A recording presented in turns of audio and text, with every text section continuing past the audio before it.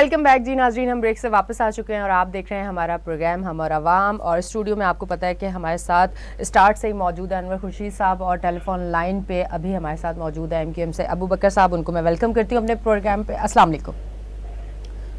अस्सलाम वालेकुम जी। अबू बकर साहब हमारे साथ टेलीफोन लाइन पे आप मौजूद हैं, तज़कियाकार भी हमारे मौजूद है। स्टार्ट से हम अभी जो हमारा टॉपिक है नवाज शरीफ साहब की जमानत पे जो हम बात कर रहे हैं, जो जमानत मिली है उस पर आप क्या कहना चाहेंगे? जी देखिए, ये अदलिया का है और अदलिया के पास इख्तियार है। जाहिर सी बात है ये मेरे या किसी सियासी जमात के इख्तियार में नहीं था। तो अदालतें आइन और कानून जो भी उनको इजाजत देता है उसमें कोई ना कोई ऐसी गुंजाइश होगी जिसका उन्होंने सामने रखते हुए फैसला किया। तो मैं समझता हूँ कि ये तो प्योर अदालत का फैसला है और अदालत जब कोई फैसला कर दे वो मेरे हक में हो या ना हो उसे तस्लीम करना पड़ता है। तो ये अदालती फैसला ये अदालत तरफ से एक फैसला है और मैं समझता हूँ कि इसको सबको तस्लीम करना चाहिए। ठीक है जी।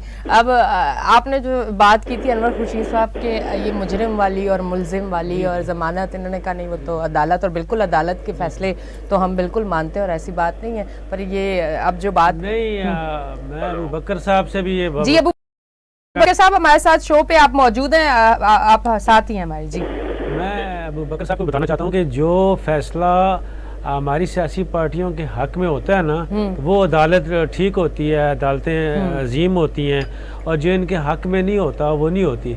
मिसाल के तौर पे हमारे जो बानी MQM है उनको इजाज़त ही नहीं है उनकी तकरीर सुनने पे जी कि क्या MQM ये कहेगी कि ये सही फैसला है, क्या उनको पाकिस्तान आने से रोका गया है, क्या ये सही फैसला है अदालतों का? अबू बकर साहब आपको आवाज़ आ रही है ना? आपके दूसरे पार्टिसिपेंट की आवाज नहीं आ रही, आपकी तो आवाज आ रही है। अच्छा, लेकिन जो आप दूसरे अपने तज़किया से गुफ्तगू कर रही है वो साउंड नहीं आ रही मेरे पास। ठीक है जी। अच्छा, अब अबू बकर साहब मैं आपसे ये पूछना चाहूंगी, ये MQM का सिंध में कराची में इस टाइम क्या नजर आ रहा है, आगे फ्यूचर क्या है, क्या प्लानिंग है, थोड़ा उस हवाले से अगर बात कर लें। जी देखें, MQM ने तो अपने जो शेड्यूल का मुतवक्का शेड्यूल है कि जो क़यासाराइयाँ हैं कि फरवरी के अंदर मुल्क में जनरल इलेक्शन का इनेकाद होगा, तो उस चीज को सामने रखते हुए MQM ने अपनी इंतखाबी मुहिम का आगाज कर दिया है। और इस इंतखाबी मुहिम का आगाज हमने मलीर में एक जलसे से किया, जो मलीर के इलाके के लोगों को हमने मदऊ किया था। उसके बाद औरंगी टाउन में एक जलसा हुआ पिछले जुमे को। आज हमारी एक रैली है, इसका तो कोई ताल्लुक नहीं है, कल है, इससे सियासत से, ये तो फलस्तीनी भाइयों के लिए, और उसमें हमने तमाम जमातों को, तमाम मजहबी जमातें, सियासी जमातें और तमाम स्टेक होल्डर को दिया। लेकिन जहाँ तक आपने बात की है सियासी हवाले से, तो हाँ, MQM ने पूरी कुव्वत के साथ सियासी तौर पे अपने काम का आगाज कर दिया है। हम इलाकों में जा रहे हैं, मीटिंगों में जा रहे हैं, कॉर्नर मीटिंगें हो रही हैं, और हमारा चूंकि जो तंजीमी स्ट्रक्चर है वो कराची में 29 टाउन्स है, जिसको माजी में सेक्टर कहा जाता था मुख्तलिफ, तो 29 के अंदर हमने प्रोग्राम शेड्यूल किया हुआ है कि हम इंशाअल्लाह ताला इलेक्शन से पहले कोशिश होगी हमारी कि 29 टाउनों में हम अपना एक जलसा कर दें, और उसके बाद फिर देखेंगे। तो हमारी तरफ से तो मुकम्मल तौर पे आगाज हमने सियासी हवाले से कर दिया है, लोगों से मिलना जुलना शुरू कर दिया है हमने, और लोग हमारे पास आ भी रहे हैं। बल्कि कुछ लोगों को तो हमने बिफोर टाइम टिकट का भी ऐलान कर दिया है, जो हमारे केमाड़ी से हैं, सोराखकोट से हैं, इन इलाकों में जहाँ पे, और वो उर्दू स्पीकिंग भी नहीं है, वो गैर महाजिर हैं, दूसरी जुबान बोलने वाले, लेकिन चूंकि उनकी आबादी उस इलाके में ज्यादा है, उनको लोग पहचानते हैं, तो हमने बिल्कुल बिला तफरीक रंग और असल जो हमारे प्लेटफॉर्म पे आ गया है खुलूस नियत के साथ, और हम समझते हैं कि उसका उस इलाके में लोगों में पजीराई है।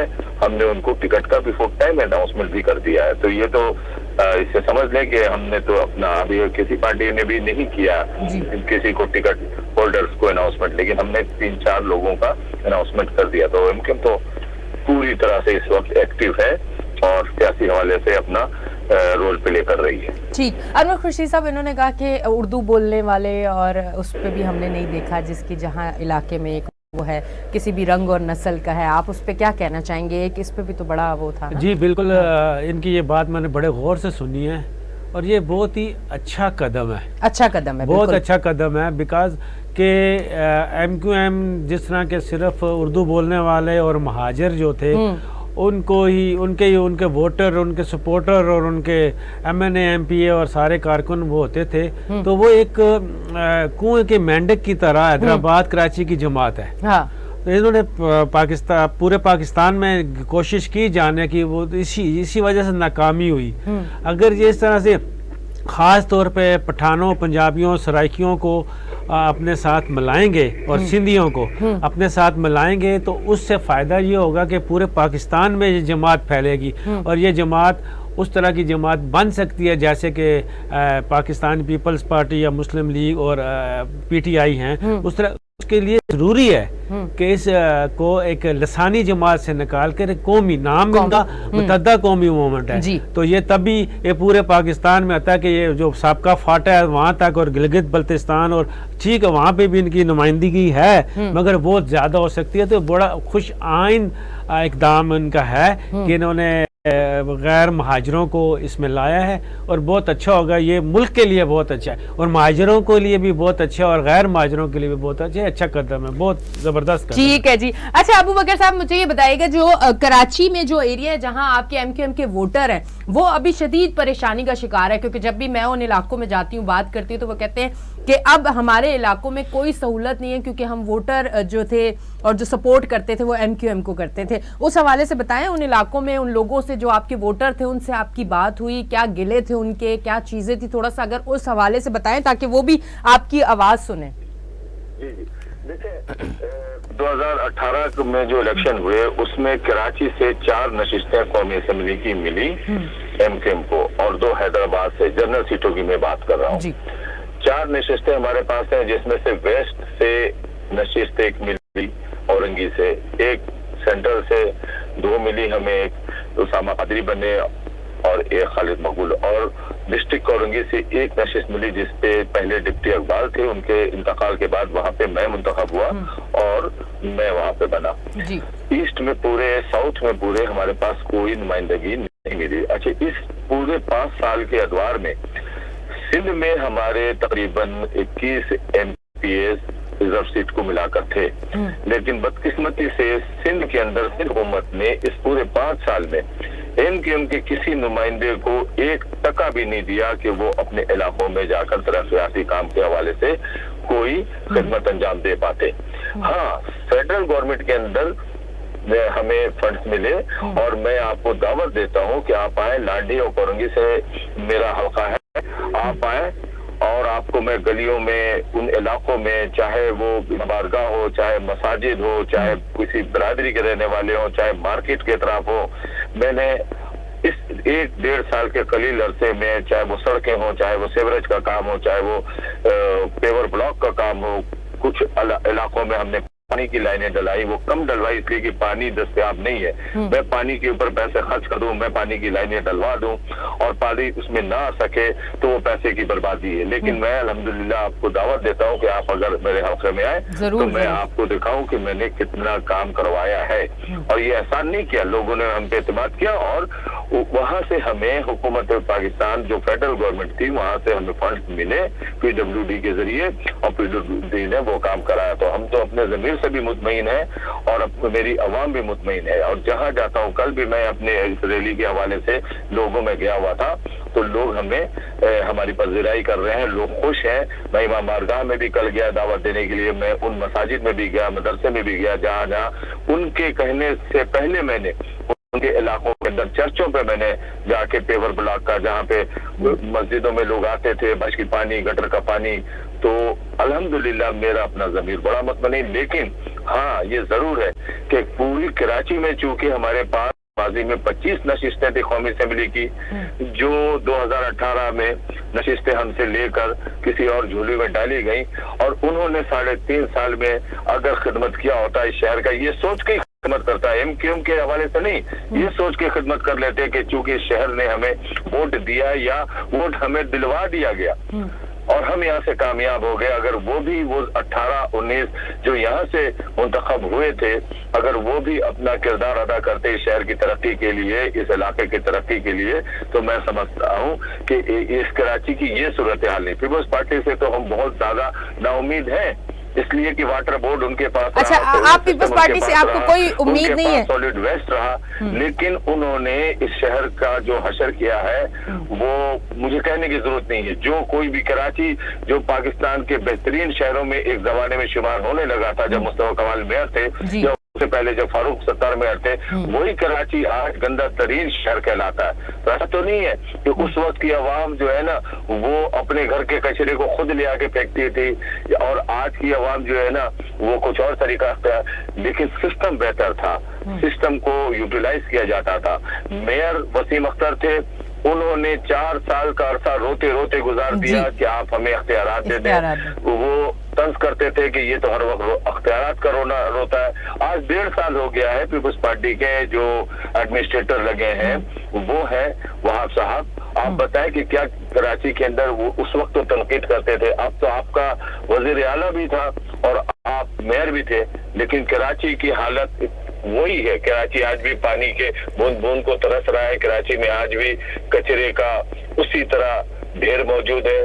تو اس میں ظاہر سی بات ہے کہ کوئی بھی سیاسی جماعت کا نمائندہ اپنے پاکٹ سے نہیں خرچ کرتا. وسائل جو ہے نا حکومت سے ملتی, 20,000 ارب ملے ہیں NSC ایوارڈ کے حوالے سے, اس کا 5% بھی اگر کراچی میں لگا دیتی پیپلز پارٹی, ہم یہ نہیں کہتے ہو سکتا کہ ان کے کاموں سے لوگ خوش ہوتے اور ان کو ووٹ دیتے, لیکن آپ شہر جو آپ کو ریونیو دے رہا ہے, جو جس شہر کے ریونیو سے آپ کو NFC ایوارڈ میں پھر ایک بڑی خطیر رقم ملتی ہے, آپ نے جس طرح سے اس شہر کو نظر انداز کیا ہر چیز پہ. ٹرانسپورٹ 3 کروڑ کی آبادی کا شہر 15 سال ٹرانسپورٹ کے لیے تڑپتا رہا, نہ بسیں, نہ ویگنیں, نہ سرکولر ٹرین, کسی کی نہ کوئی اورنج بس.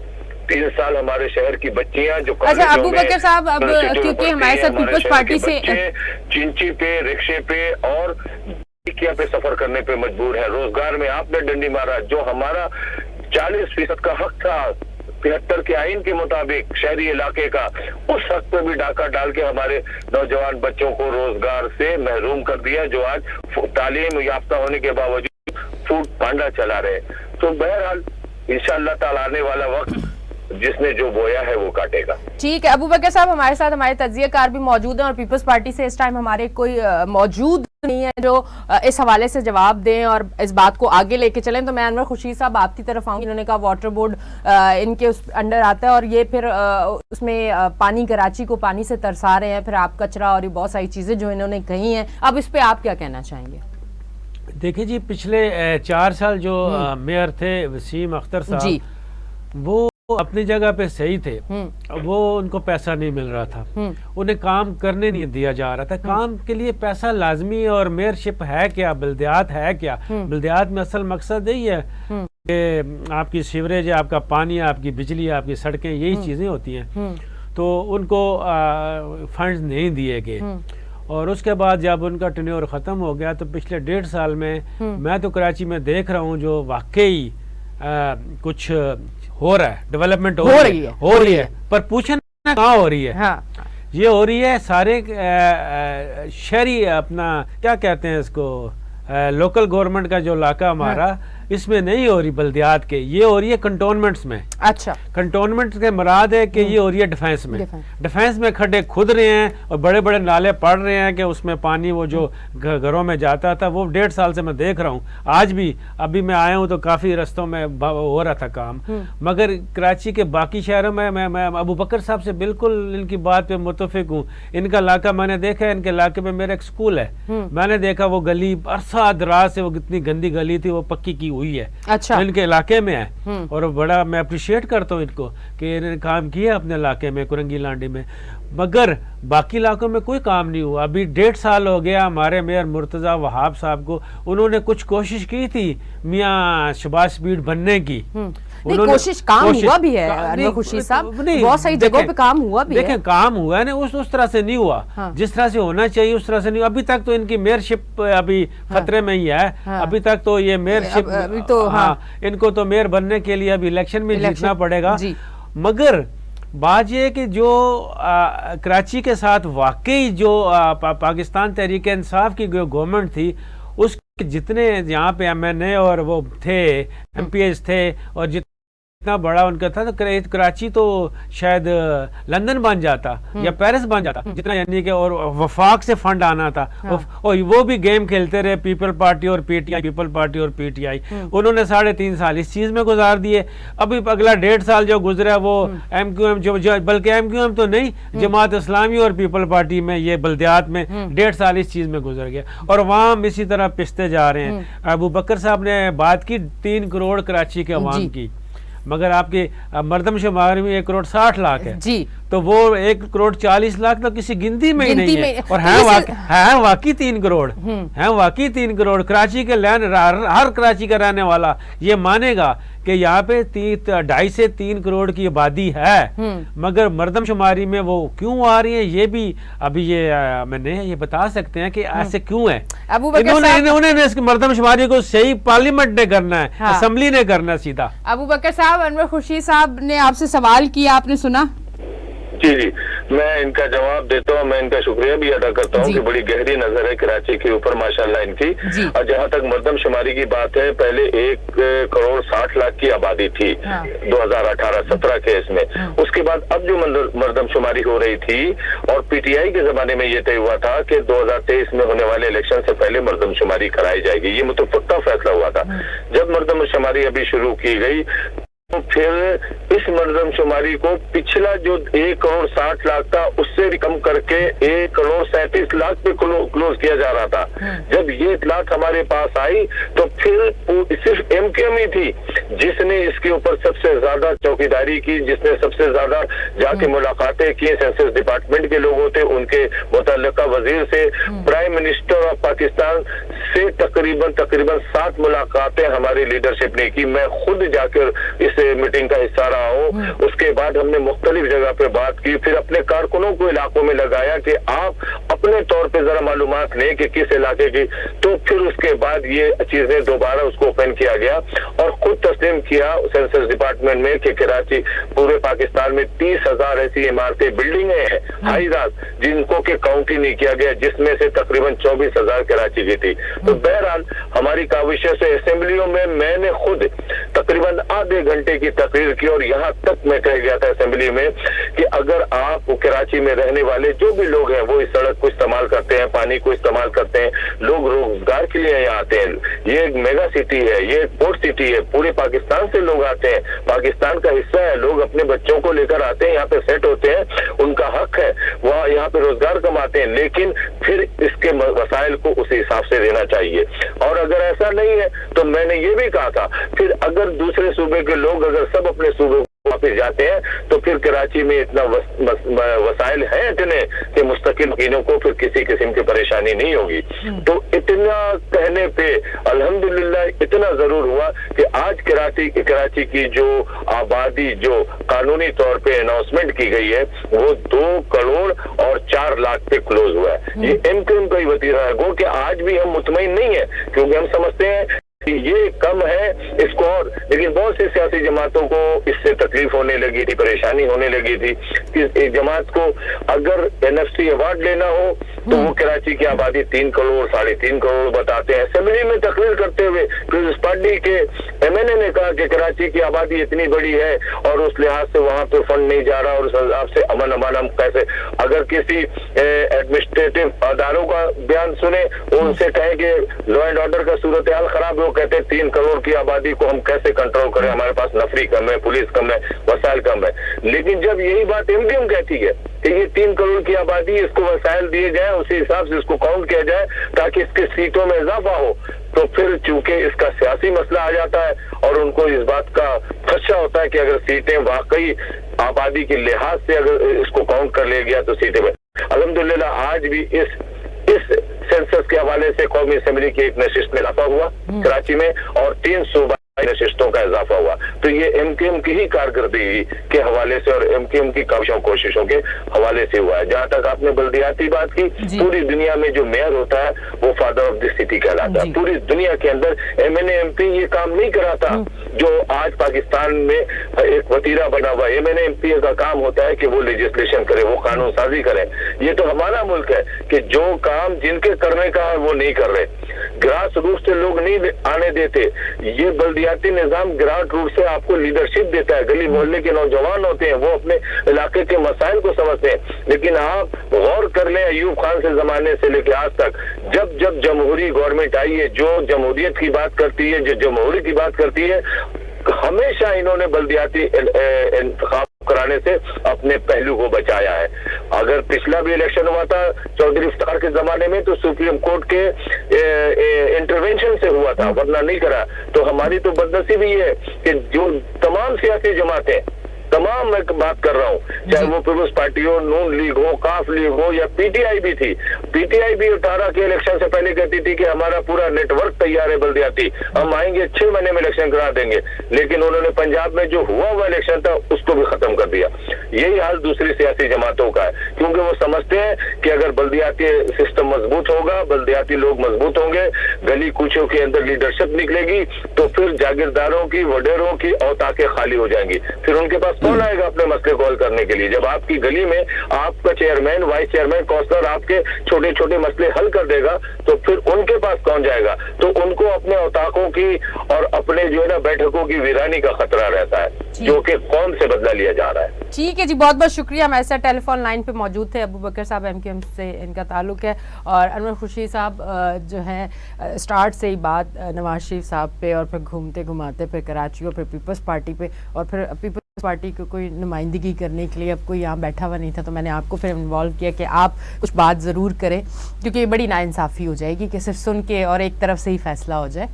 ज़रूर उसके लिए काम तो हो रहा है कराची में। अब आप देखिए, छोटा मोटा ही सही, अब छोटा मोटा ही सही, पर स्टार्ट तो हो चुका है ना। नहीं देखें जी, पहले तो एक कंट्रोवर्शियल मेयर हैं। हाँ। देखें, आप किसी और को मेयर बना देते ना, जो इलेक्टेड थे, उसमें से आए थे, फिर वो जिस तरह से इलेक्शन हुआ मेयर का, वो आप देख लें, कोई उस तरह से तो नहीं हुआ ना कि बड़ा ही फेयर इलेक्शन नहीं हुआ, वो वाला मेयर वाला जो इलेक्शन था। फिर बल्दियात के इलेक्शनों में कितना कुछ हुआ। तो असल में जो लफ्ज़ अभी आपने बोला, जो बाप होता है, फादर होता है, मेयर जो होता है, शहर का बाप होता है, वो चीज़ अभी तक आई नहीं है। वो हमने देखा था, वो जो पहले मेयर थे मुस्तफ़ा कमाल, या उससे पहले भी वो थे, मगर उसके बाद से जो मामलात सही नहीं रहे। कभी ये इसमें कभी ये चल रहे थे मामलात, कभी नहीं चल रहे थे मामलात, ये वो गलत सिस्टम चल रहा था।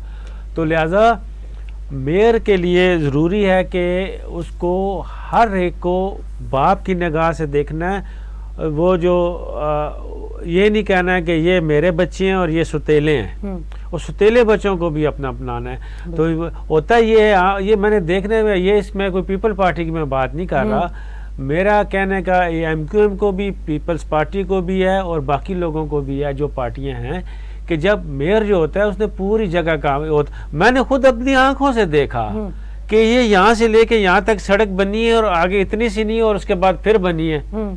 उन्होंने कहा जी ये इलाका हमारा है, उसके बाद अगला इलाका जो है दूसरी उसका है, हल्के का आता है, और उसके बाद ये, यानी कि ये तो सबका हाल है। तो ये नहीं, ये फिर इस तरह तो नहीं चलेगा ना, इस तरह तो काम नहीं चलेगा ना। ये चीजें सामने रख के हम अपने शहर कराची को कंपेयर नहीं कर सकते किसी डेवलप्ड शहर के साथ, और हमें अपने कम से कम पूरे मुल्क को नहीं, अपने बड़े शहर कराची को हमने दुनिया के साथ रहना है, तो दुनिया के साथ उस तरह से रखना है। ठीक है, इसमें स्लम एरिया भी हैं, कच्ची वादियाँ भी हैं, वो होनी चाहिए, उनका कोई मसला नहीं है। वो हर बड़े शहर में, बम्बई में देख लें क्या कुछ है, तो इवन न्यूयॉर्क जैसे शहर में भी ये चीज़ें हैं।